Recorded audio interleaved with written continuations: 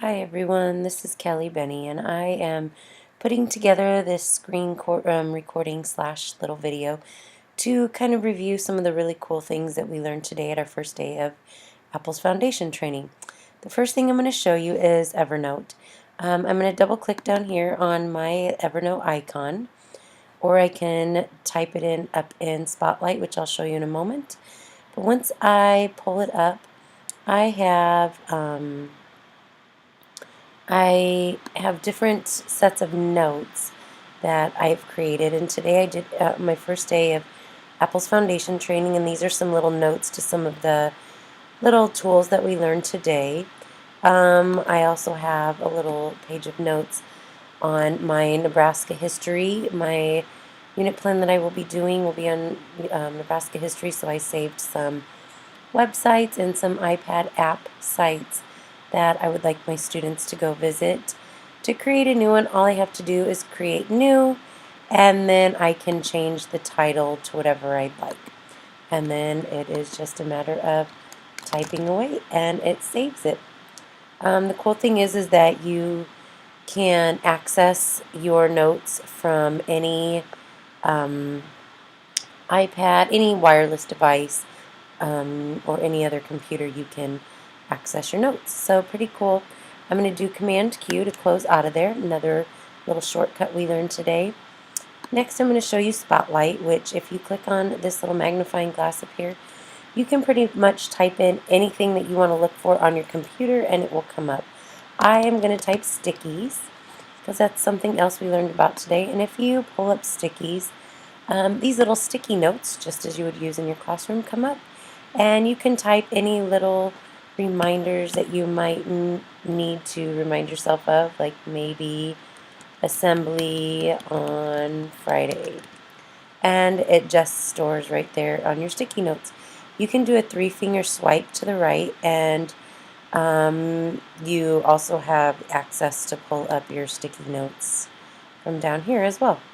So I will swipe back and Command Q to close out of there. Next we will talk about Twitter. While learning about Twitter, I downloaded TweetDeck, which I have found to be a great little tool to help me organize my Twitter account. And here, once I've pulled up TweetDeck, I can compose a new tweet here. And I can take a look at, here's my home page at a glance, any notifications I might have, or any direct messages. And these are some of the hashtags that I'm following. Hashtag iPad Academy is one that we're using to tweet things that we are learning in Apple's foundation training. So that's been something really fun, but it's really just an easier way for us to follow our Twitter account and those who are tweeting. So I will do Command Q to close out of there. Next we're going to go into Safari. I am going to show you how to turn an article from Safari into a PDF, and then from there how to do some editing. So I already have up history.com, and I searched Nebraska, and it pulled up this particular website in this little article. Up here next to my address bar, I see the little blue reader icon. When it says reader and it's in blue, if I click on it, it will pull up this particular look. And this is an article that I can now do Command P, and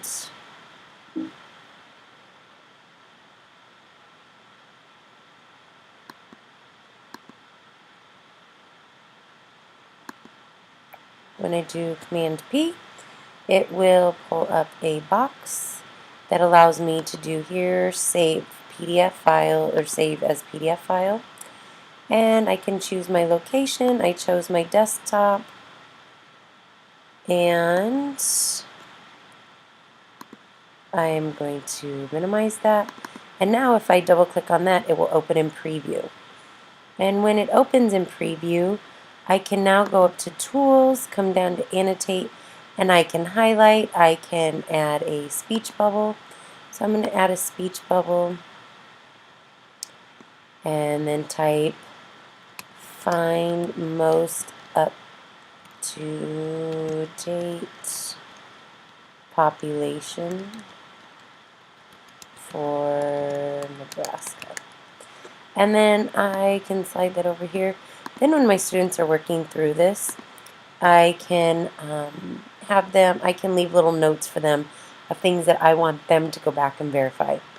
I can also, if I click here, choose whatever color here that I would like to do some highlighting in, and just click and highlight.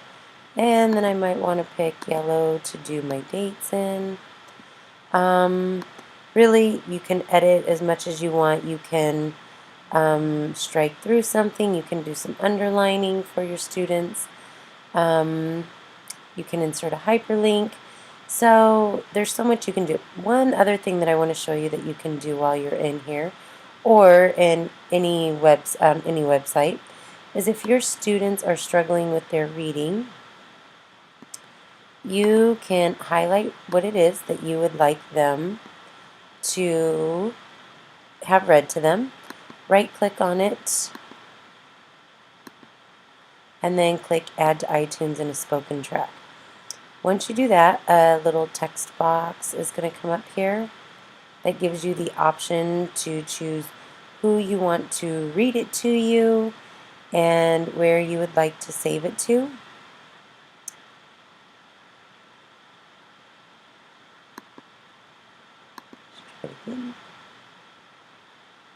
Okay. So you can choose here what the system voices you want, where you want to save it, and your title.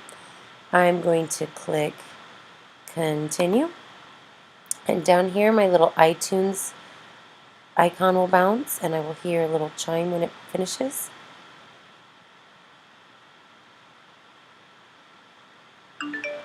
There it went. And now if I open iTunes and I click on my music and my albums, if I scroll down to the bottom, I see where it says text to speech. If I click on it, it starts reading what it is that I highlighted and saved. So that's a pretty cool little feature that you can use for those kiddos that are more auditory learners or maybe aren't your strongest readers and need something read to them. Okay, the other thing is once you are finished with all of your work in here and you close out, it will still save everything that you've done to the document. You don't have to do a file save as. Next thing I'm going to do is we are going to go to YouTube back through Safari, and I already have it pulled up. And for the sake of, let's do,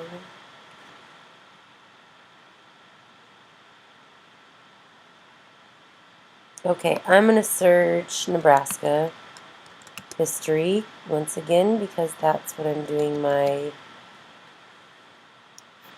thing on, or my little unit plan on. And now it gives me all of these different videos that I can choose from. If I want to save a video, here's my video. I'm just going to come down here to download. Let me turn that off. Come down here to download, and I'm going to download as an MP4. And then my little download comes down here. For the sake of time, am going to stop that download. I already have my video uploaded here. So now, if I have this video here, I can open it in QuickTime Player, and then I can edit and do a trim to it to where I can trim it down to a shorter video if I only want to play a certain clip. I also, if I have another clip that I want to add to the end of it, I can do an add clip to end, and when I do that, it gives me the option to select a video that I might want to do at the end of it. So, and once I do that, then it just syncs it all together. Next, I want to show you in QuickTime, you can do a new movie recording. And it's going to pop this up. All right. Click here to make sure that you have your microphone done or turned on, and then you can go ahead and record down here at the bottom. I am not going to record a video because I've already done that previously for you. So I will go into my Finder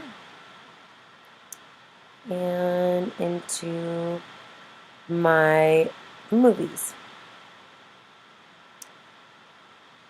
So in doing that, here is a video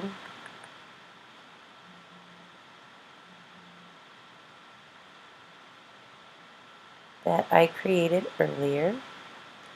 And if I wanted to, I can open this with QuickTime Player. And it is a video that I created. And then I can come up here to share and click YouTube.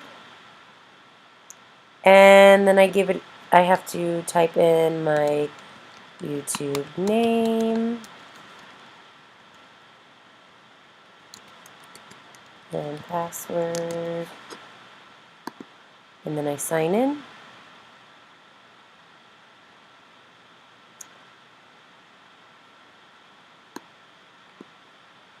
And if I type in my title, a description, and then tags and click next, it will upload it to my YouTube account. So what I'm going to do to save time is I have my YouTube account pulled up. So what I can do, if I click here on my name, I go to my channel, and my videos are already there. If I click on videos, and I click on that, it will pull it up for me. And then I go to Video Manager. And there from Video Manager, first you need to pull up www.miss. From Video Manager, I click on Edit and Info and Settings.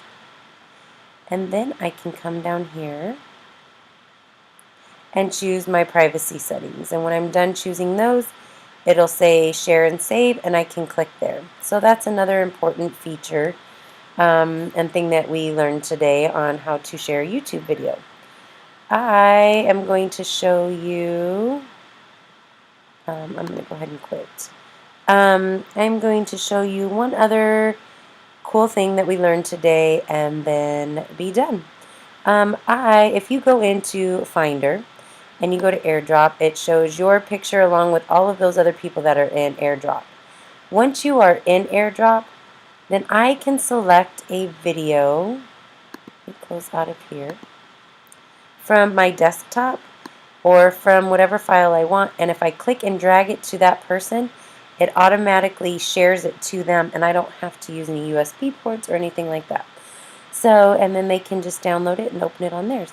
So that's about it. There's lots of cool things learned today, a lot of overwhelming things, but I hope you enjoyed learning some of what I did. Thanks for watching.